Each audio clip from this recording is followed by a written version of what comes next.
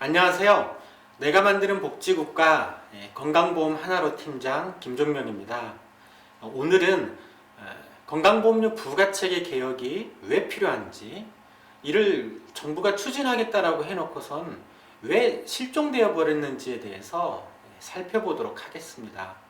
여러분, 올해 초, 그러니까 2015년 1월 달에 건강보험료를 개편하겠다는 약속을 정부가 갑자기 백지화해버린 것을 기억하시죠? 정부가 몇 년 전부터 이 건강보험료 부가체계를 개편하겠다고 또 하면서 추진해왔던 것을 갑자기 없던 걸로 해버렸는데요. 정부가 애초에 약속했던 대로 이 건강보험료 부가체계를 소득 중심으로 개편하게 되면 무려 1,000만 명이 넘는 서민들의 건강보험료 부담이 줄어들게 되어 있었습니다.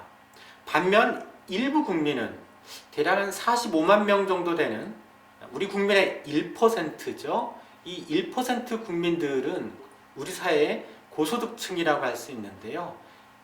이들의 건강보험료 부담은 늘어나게 되어 있었습니다. 그런데 정부가 이 약속을 갑자기 뒤집고 백지화해 버렸는데요. 정부는 이 거센 여론에 깜짝 놀라가지고 다시 추진하겠다고 약속을 또 했었습니다. 새누리당하고 이 정부가 당정협의 형태로 다시 추진하겠다라고 했었는데요. 근데 웬일인지 그게 다시 또 없던 일로 결정이 돼버렸다라고 합니다. 여론의 관심에서 조금 멀어지다 보니 다시 약속을 정부가 어기게 된 건데요. 사회보험 제도에서 보험료는 이 소득에 따라 부과하는 원칙을 갖고 있는데요. 그래서 소득이 많으면 많게, 적으면 적게 내는 것이 형평적이라고 할 수 있습니다. 그런데 현재 우리의 건강보험 제도는 이 건강보험료 부과 방식이 조금 불공평하게 설계되어 있습니다. 건강보험료를 부과하는 방식에 문제가 있기 때문인데요. 몇 가지 예를 들어 보도록 하겠습니다. 여러분, 송파세모녀 사건 기억하시죠? 생활고를 비관해서 동반자살한 송파세모녀는 소득이 전혀 없었는데도 불구하고 건강보험료를 무려 5만 원이나 내고 있었습니다. 평범한 직장 가입자가 대략 자신의 근로소득의 3% 정도를 건강보험료로 내고 있는데요. 이것과 비교해 보면 송파세모녀의 건강보험료 5만 원은 월 한 170만 원 정도의 소득자가 되는 건강보험료에 해당이 되는 거죠.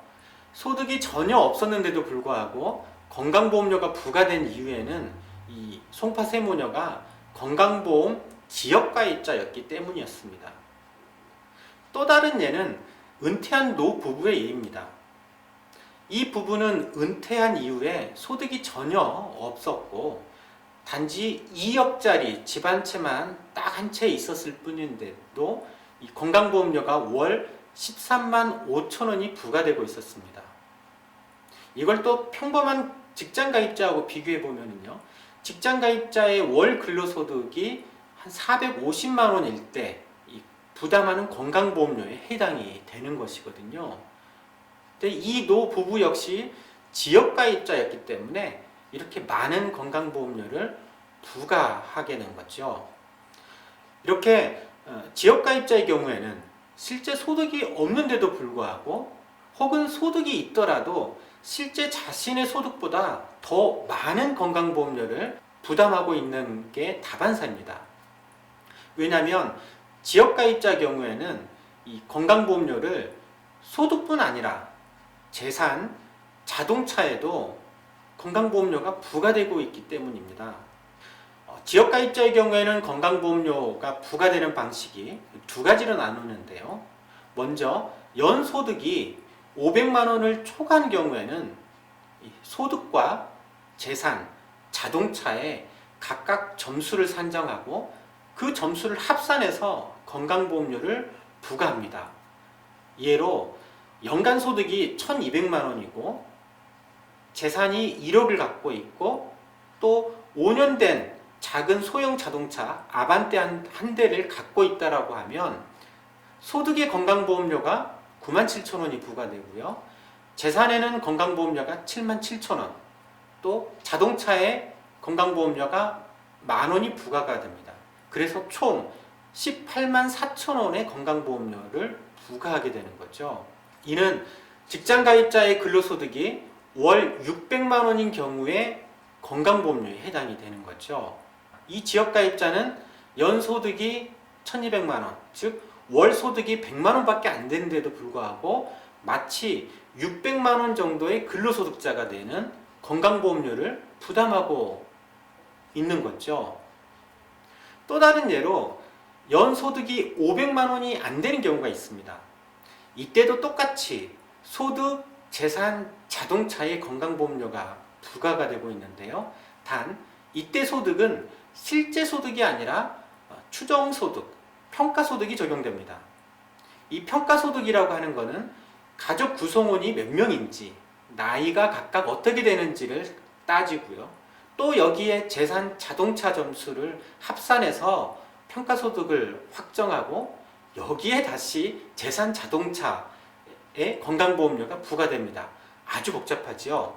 60대 부부가 소득은 전혀 없이 재산이 1억 그리고 자동차 한 대를 똑같이 소유하고 있다고 할 때 건강보험료는 평가소득, 재산, 자동차 점수를 합산해서 부과하게 됩니다. 이때 평가소득은 실제 소득이 아니고 각각 이 부부의 연령, 성별 그리고 그들이 갖고 있는 재산, 자동차에 점수를 매겨서 평가소득을 환산하게 됩니다. 이 60대 부부의 건강보험료는 소득에 44,000원이 부과가 되죠. 소득이 없는데도 불구하고 평가소득을 이용해서 마치 소득이 있다고 가정하고 건강보험료가 부과되고 있는 겁니다. 그리고 이 평가소득에 다시 재산, 자동차에 각각 건강보험료가 77,000원 또 만원씩 부과돼서 총 13만원의 건강보험료가 부과되는 겁니다. 소득이 없는데도 불구하고 이 평가소득이라는 이름으로 또 재산, 자동차에도 각각 건강보험료가 부과되고 합산이 되고 있는 거죠. 지금 지역가입자가 부담하고 있는 건강보험료의 47%, 즉 절반가량이 이 재산 때문에 부과되고 있는 실정입니다. 이 재산의 경우를 보면요, 재산이 1억인 경우에는 건강보험료가 77,000원 정도가 부과되는데요. 재산이 그보다 30배가 많은 30억의 재산에 대해서는 건강보험료가 26만 원 정도밖에 부과되고 있지 않습니다. 재산은 무려 30배가 차이가 나는데도 불구하고 보험료는 3배가 조금 넘는 수준밖에 안 되는 거죠. 이는 지역가입자에게 부과되는 재산 기준이 고액재산가가 아니라 실제 서민의 재산에, 서민의 작은 재산에 아주 과중하게 이 건강보험료를 부과하기 위한 방편이라는 것을 알 수가 있는 거죠. 일부에서는 이 지역가입자의 경우에는 소득의 투명성이 부족해서 또 실제 소득이 파악이 되지도 않고 또 고소득 자영업자들 경우에는 탈세 등의 문제가 적지 않기 때문에 지역가입자에게는 재산이나 자동차에 이 건강보험료를 부과하는 것이 타당하지 않느냐는 하는 지적도 있습니다. 하지만 그렇지는 않습니다. 만일 그 15년 전이라고 하면 그 지적이 타당하겠지만 지금은 시대가 많이 변했습니다. 15년 전만 하더라도요, 지역가입자의 비중이 전체 국민의 절반이었습니다. 근데 지금은 30%가 채 되지 않습니다. 왜냐하면 그간 지역가입자였던 자영업자들이 대거 직장가입자로 편입되어 있기 때문이죠. 지금은 자영업자라고 하더라도 1인 이상을 고용하고 있는 고용주라고 하면 더 이상 지역가입자가 아니라 직장가입자에 지금은 해당이 됩니다. 즉 우리가 흔히 알고 있는 고소득 자영업자, 대표적으로 의사, 변호사와 같은 고소득 전문 직종이라든지 또 고급 음식점을 운영하는 경우와 같이 1인 이상을 고용하고 있는 자영업자들은 지금은 다 직장가입자로 편입되어 있습니다. 그러다 보니 현재 남아있는 지역가입자의 경우에는 고용 없이 홀로 사업장을 운영하는 영세 자영업자라든지 혹은 일부 특수 고용직 업종들, 그리고 일용직들, 또 은퇴한 노부부나 실업자 등으로 구성되어 오고 있습니다. 즉 대부분의 서민들로 구성되어 있는 거죠. 이것은 이 지역가입자의 재산 분포만 보더라도 알 수가 있습니다. 현재 지역가입자의 중위 재산은 1,100만 원 정도에 불과합니다. 즉 지역가입자가 750만 세대가 있는데요. 그들의 절반은 재산이 1,100만 원이 안 된다는 것입니다. 또한 전체 지역가입자의 81%가 1억 이하의 재산만을 갖고 있습니다. 지역가입자 중에 3억 이상의 재산 보유자는 6.5% 정도에 불과한 실정이죠. 따라서 고소득 자영업자의 어떤 소득 파악률이 부족하다거나 탈세 우려가 있다거나 해서 이 지역가입자의 재산에도 이 건강보험료를 부과해야 한다는 논리는 더 이상 맞지 않습니다. 고소득 자영업자는 더 이상 지역가입자가 아니라 직장가입자이기 때문입니다.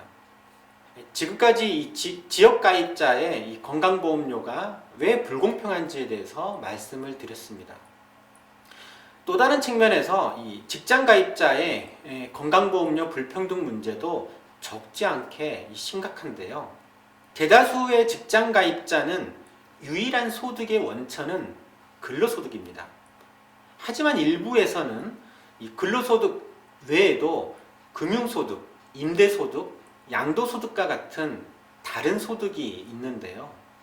그런데 현재 건강보험료는 근로소득을 기준으로만 건강보험료가 부과되고 있어서 형평성에 문제가 발생되고 있습니다.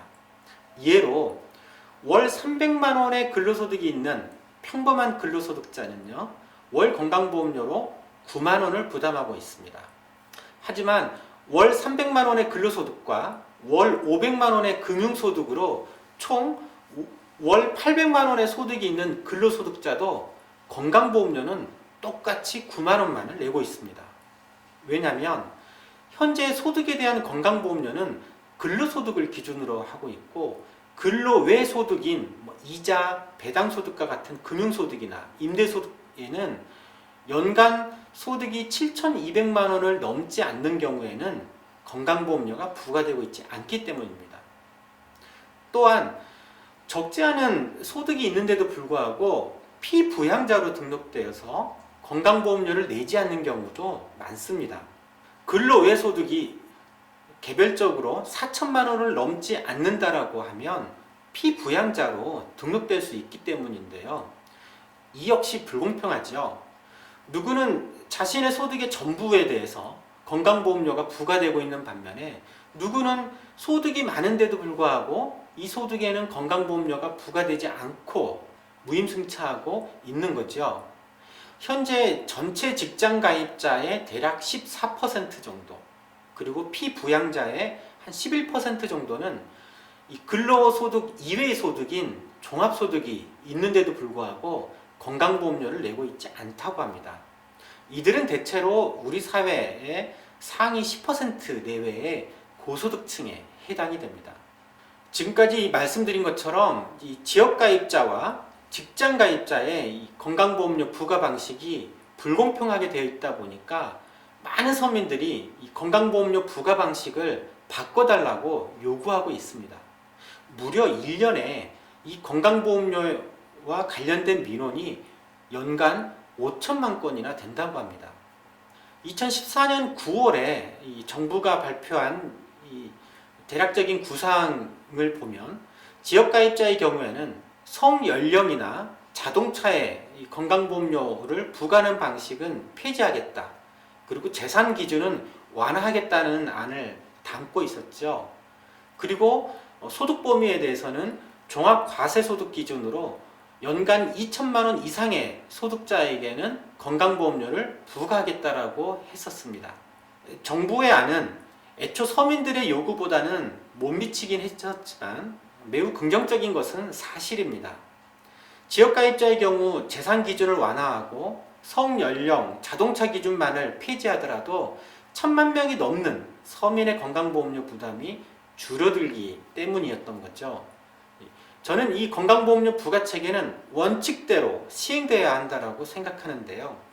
지역가입자든 직장가입자든 상관없이 국민이라면 정당하게 자신의 소득에 비례해서 건강보험료를 부과하는 것이 마땅할 것입니다.